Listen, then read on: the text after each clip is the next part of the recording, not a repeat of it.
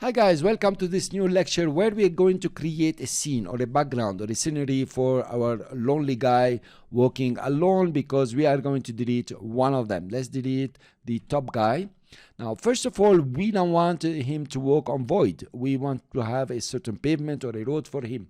I will come to the shape tool, choose a rectangle, click and drag.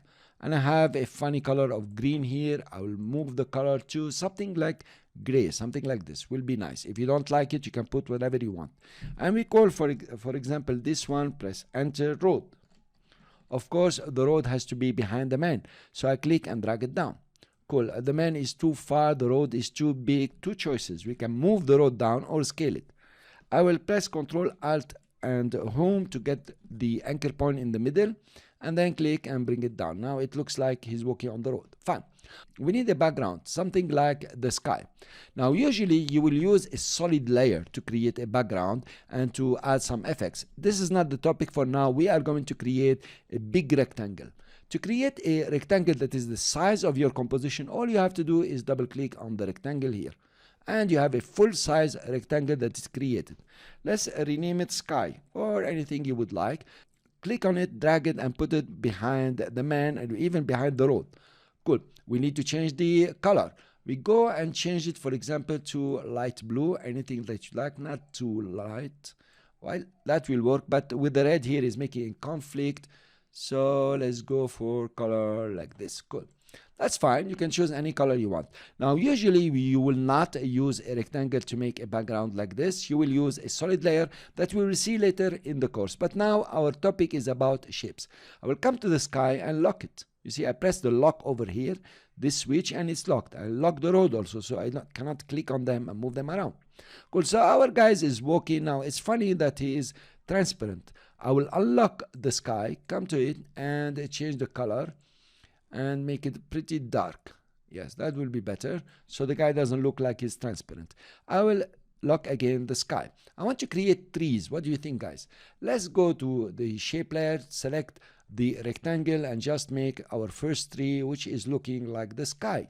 We change the fill color. Let's take it to brown. We come to red here, and we have a nice color brown. Cool. I press Ctrl Alt Home and bring the anchor point in the middle of the layer. Fine. This layer we will rename it 3 or 3-1. Now I want to create the leaves. To create the leaves, you come to, for example, ellipse, and you start creating the leaves. Okay, they're coming up brown, no problem. Change the fill color. Let's go for green, something beautiful green, not too bright. Cool. You can make it a stroke of 1. That will look nice a bit. And then you can duplicate this ellipse one, but really it's not necessary. We can just add new ones like this. And here you are creating a very nice leaves for the tree. Very nice ones. Okay, it's not comical, but really it can do you a great job if you are meticulous and you are drawing something very nice. Cool. So now we have our tree. How about animating these leaves? What do you think, guys? I have all these ellipses I want to animate. It's tedious to animate them one by one, unless I have animated the first one and then duplicated. I haven't done this. I'm going to show you a small trick here, and later on we'll adjust it. I will keep the selection, open ellipse 8, go to transform ellipse 8, and here, for example, I will keyframe the scale at 0%, and after some time, notice what's happening, everything disappeared. I will make it 100%. What exactly happened? We didn't animate the whole layer. Because we have a selection for all of them, even ellipse 7, the transform, the scale has been changed. And here you are, you have changed all the transform. If you click on 3, press U, and you can see all the keyframes that have been created because we had selected all the ellipses. But now the last one, the rectangle, this is not right. Let's delete this and create an opacity animation. That will be much better here. I will come to transform rectangle 1, open it, click on opacity, make it 0%, for example, and just before these guys start opening, I will make the opacity 100%. Cool. Now I can see all the keyframes. This is what I will do. I'll just move them around. Okay, anywhere you want. Just make them a bit random, and it will work very fine with you. You will have an animation that is really exotic. Somehow there are too many. We need maybe to push too much outside. It really doesn't matter. Just making an example. and maybe like this. Cool. Let's look at our animation. We come to the beginning, the trunk will appear and they are all opening up very fast. That's true, but you don't want it more, because if you take 3.1 now and duplicate it, you have 3.2, right? Cool. I will take the 3.2 now. I will go to some time so I can see it.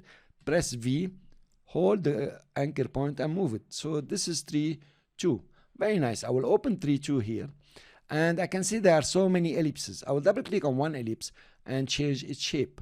So I'm showing you really a marvelous trick, but if you are very careful, you can do something very useful. And that will be enough, not to waste too much time. Here you are.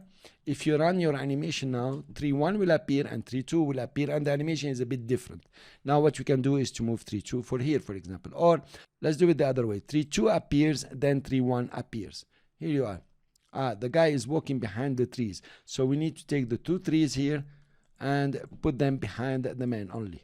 Okay, maybe we put them behind the road also, obviously. And here you are, they are walking. Now let's take only 3.2, duplicate it, and we take 3.3, we click on it. Let's move the timeline indicator to this side, click it here, and we have a third 3. That will be nice. Same, I can come to the 3 here and change certain shapes, the one that you will want, and make this one small, pretty small, for example. And this one is obviously too big. Let's make it smaller, put it over here. And this one, let's make it a bit narrower. And this one, you can do anything you want. Here we have the 3 trees. So the guy will approach and the trees will open for him. Okay, let's look at our animation. Here you are. And it's pretty cool and pretty nice. Maybe a bit speedy. What do you think? But nevertheless, you got my point, and you got how to use the shape layers and what's inside the shape layers to create some splendid animations and lots of motion graphics. Now notice, you know very well that if you work nicely here, you adjust it, you are meticulous, you can have some very nice trees. You don't need to do it in Illustrator and stories like this. You can just do it in After Effects. Thanks very much for listening. I hope my scenario was beautiful.